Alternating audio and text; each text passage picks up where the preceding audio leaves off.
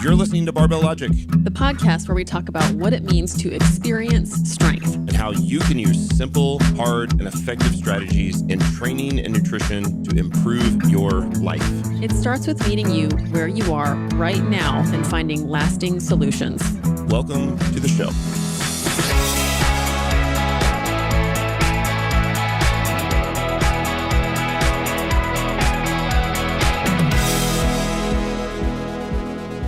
Hey everybody, welcome to the Barbell Logic podcast. Welcome to Beast Over Burden. I'm your host, one of them, Niki Sims, the CXO at Barbell Logic and a strength and nutrition coach. With me is my favorite co-host, Andrew Jackson. Good afternoon. Good morning. Good morn. We are doing this in the morning with our coffees. Just got back from our walk. We've been talking about this since early this week. Yeah. When you got a text message that you knew was going to, it started first from watching a movie. Step one, we watched Roadhouse. Yes. Or at least we're like 3/4 of the way through before Prime decided to die. I'm having some Amazon Prime issues. Yeah. But the second the lead character, Jake Gyllenhaal, took his shirt off, I knew it was going to happen. What did you know? I instantly flashed back to Brad Pitt with his shirt off in Fight Club, 1999, set the bar for an entire generation of boys and young men thinking that's how they should look. And I knew as soon as I saw the Jake Gyllenhaal scene, it was going to happen. And lo and behold, not 12 hours later, the next morning, first thing in the morning, I get a text message from a client. Dude, we watched Roadhouse last night. My wife wants me to look like that. Can we do it? It was like clockwork. Like a 36-year-old Hollywood star who's peaked and primed for a film role. Right. And this was my 50-year-old client. Freshly 50. We talked about wanting to address this hot topic. Let's tell people how they can look like Jake Gyllenhaal. Sure. Yeah. We looked up his training regimen, which is probably about 60% of the story. Yeah. But yeah. Before we get into this subject, I want people to know you can look like that in your own skin. You can get there. Maybe. It takes some, maybe. I mean, genetic potential is some like people topic can. one. And then probably a lot of hard and uncomfortable work. So yes. That's what we can speak to. Sure. It did say in this article that he spent over a year preparing for some of the scenes and emphasized that he only looked like that for brief periods of peaking and then stepping away from that. Yeah. Allowing his body fat percentage to come above, what did it say? Like 5%? Yeah. So 5%, pretty painfully low. He does not look healthy, in my opinion. You can see it in his eyes. Kind of sunken eyes and gaunt face. As soon as the first scene with the shirt off, all I thought was, God, he must be so thirsty. For actual water. You know he's dehydrated. Right. So spent over a year, apparently cut at 6 foot from 205 down to 185 for the shirtless scenes in the near term. But it sounded like he bulked. He did some sort of hypertrophy phase for several months and then cut down to lost 20 pounds just for a couple of those scenes. And this, to me, it really looks like, I think it would be similar to what a bodybuilding show prep program would look like. Right. But for him, it must have been so much harder because he's shooting multiple times.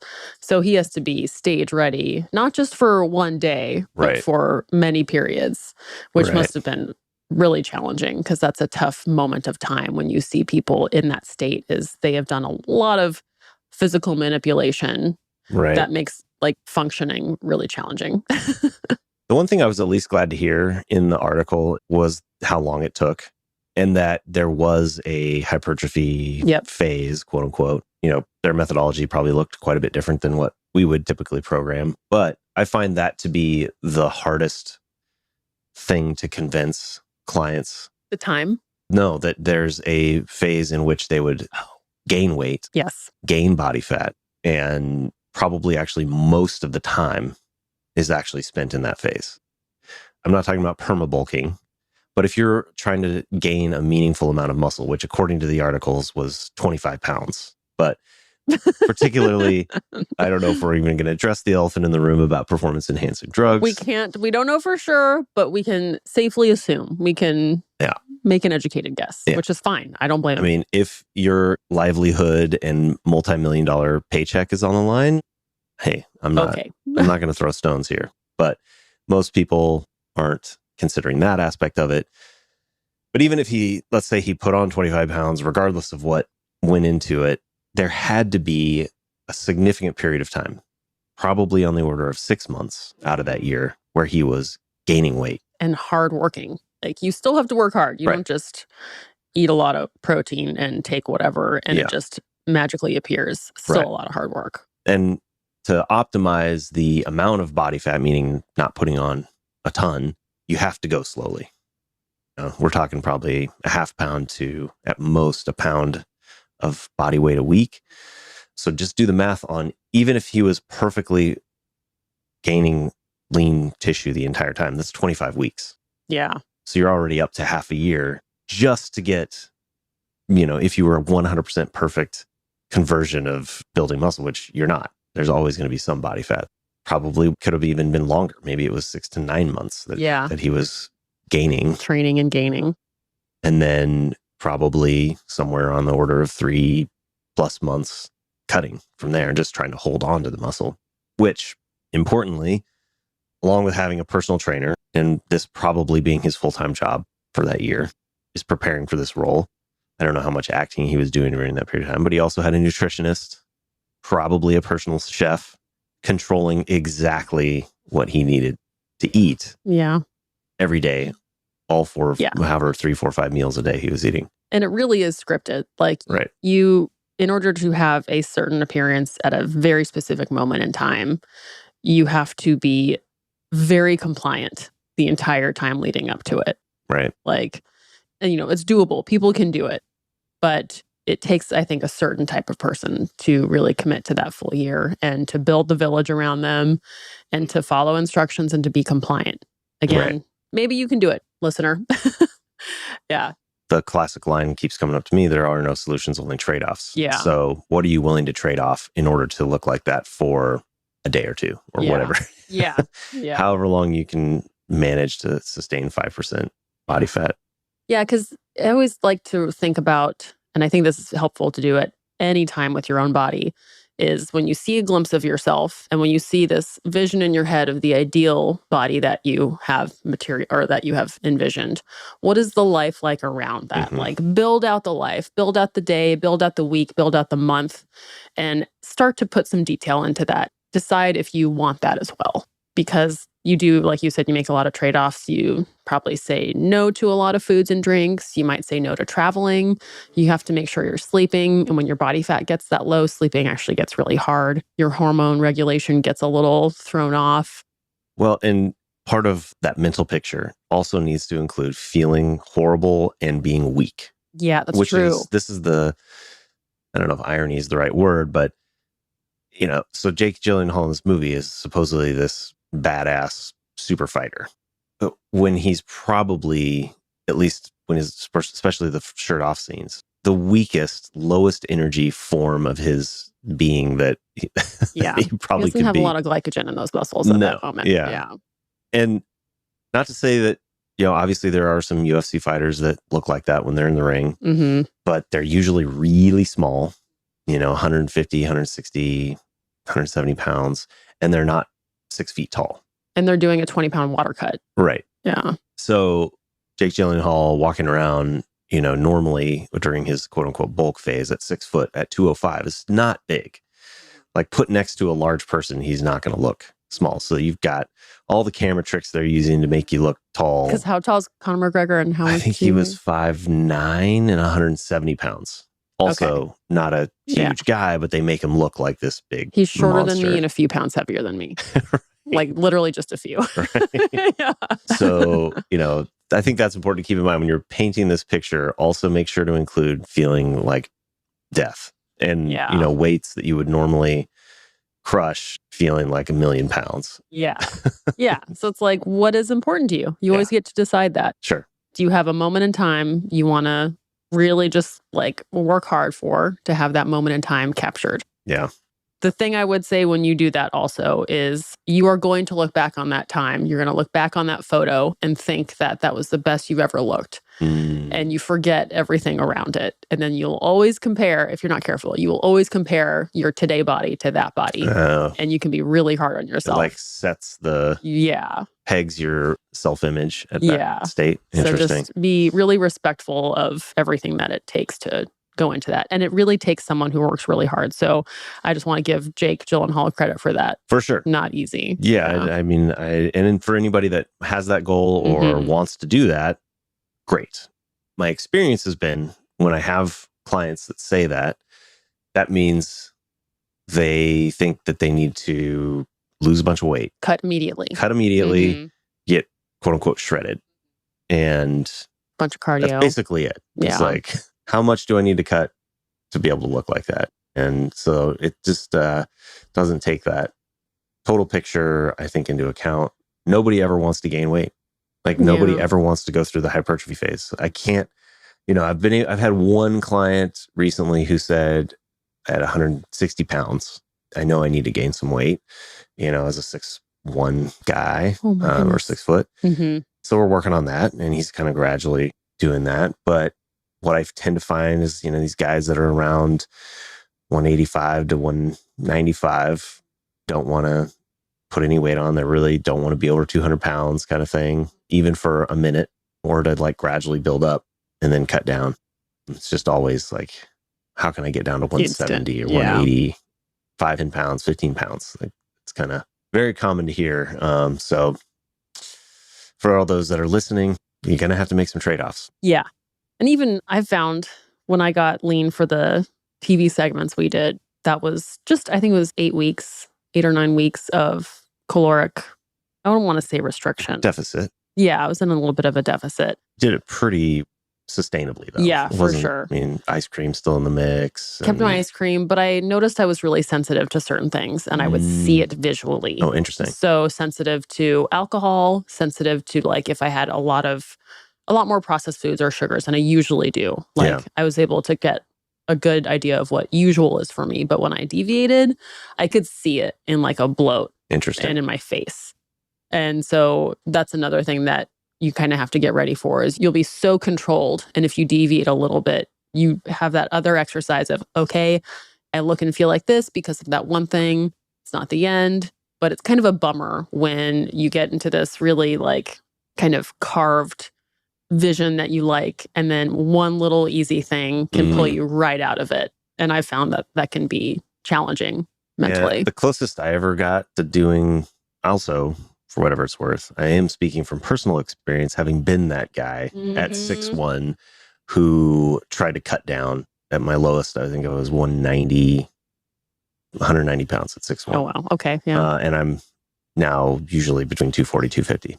And at the time when I started the cut, I think I was usually floating around 210 to 220. Okay. And so dropped about 20, almost 30 pounds.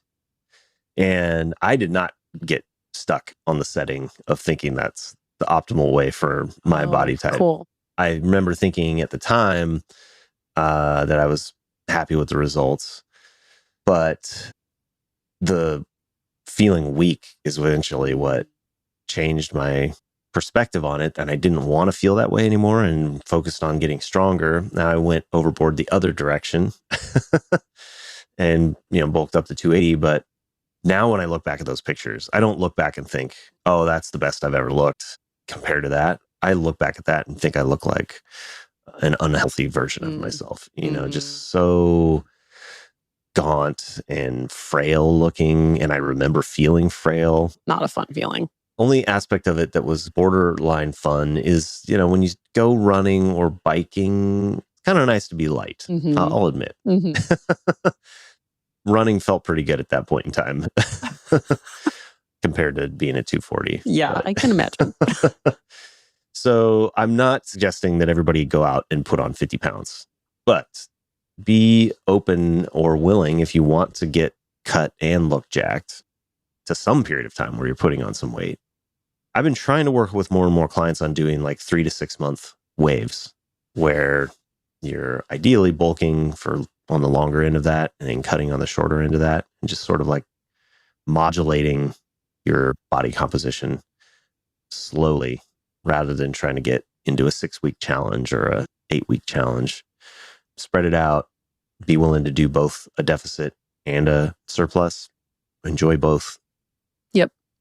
Learn how to do both. It's like a skill. That's what I think is really the neat part of it, is you can learn how to manipulate your body composition, learn how to make the choices, learn how it feels. Yep. And then you have more power to be like, yes, I want to do that right now. No, I don't feel like doing that right now. But when I want to, I know I can. Exactly. Yeah. That's been a huge game changer. I think even for me in the last year or two, is it used to feel like, I had some target weight.